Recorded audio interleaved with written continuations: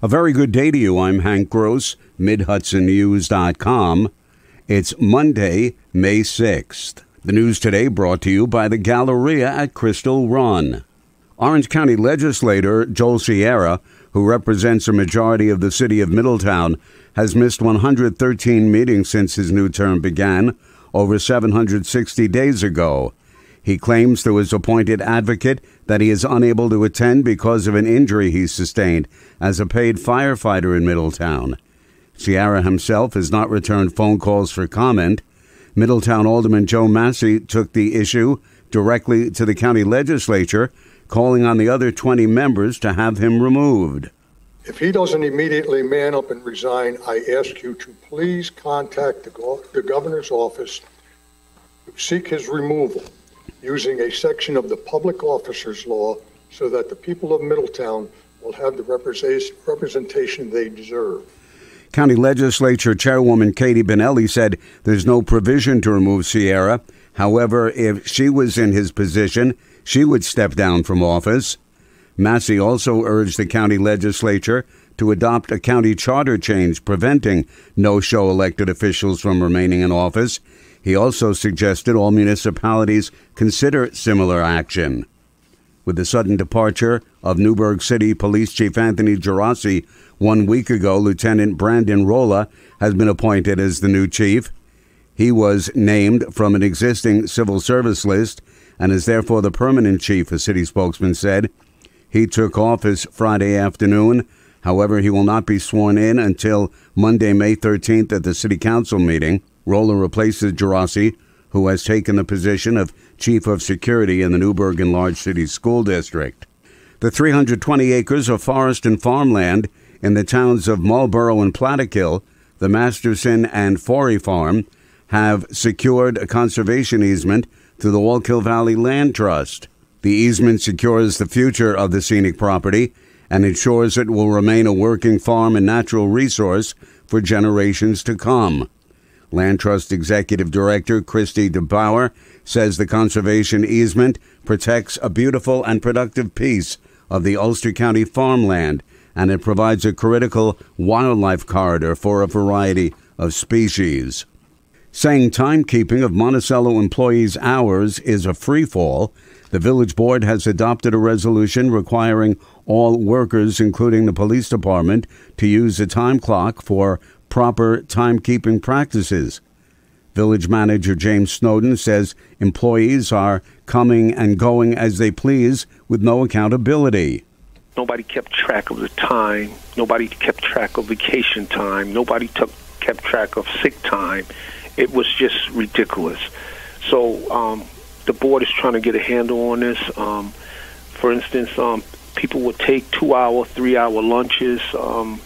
So this is a way of trying to crack down on this and holding people accountable for, their time.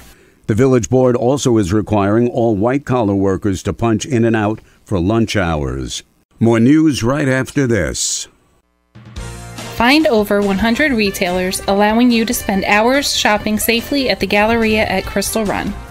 Enjoy the big brands and the diverse selection of family-owned stores all in one location. The Galleria at Crystal Run offers dining options for everyone with Fuji 110 Grill, Allen's Mediterranean Grill, and Peru Cuisine. Discover the Mid-Hudson Valley's premier shopping, dining, and entertainment destination, the Galleria at Crystal Run. For more information, follow us on Instagram, Facebook, or visit GalleriaCrystalRun.com. Congressman Pat Ryan and State Assemblyman Jonathan Jacobson both called on the State Public Service Commission to deny Central Hudson rate increases proposed by administrative law judges. The utility wants to increase electric delivery rates by 27.5% and gas delivery revenue by 33.2%. But administrative law judges have just proposed electricity delivery increases of 16.7% and gas delivery increases of 21.8%.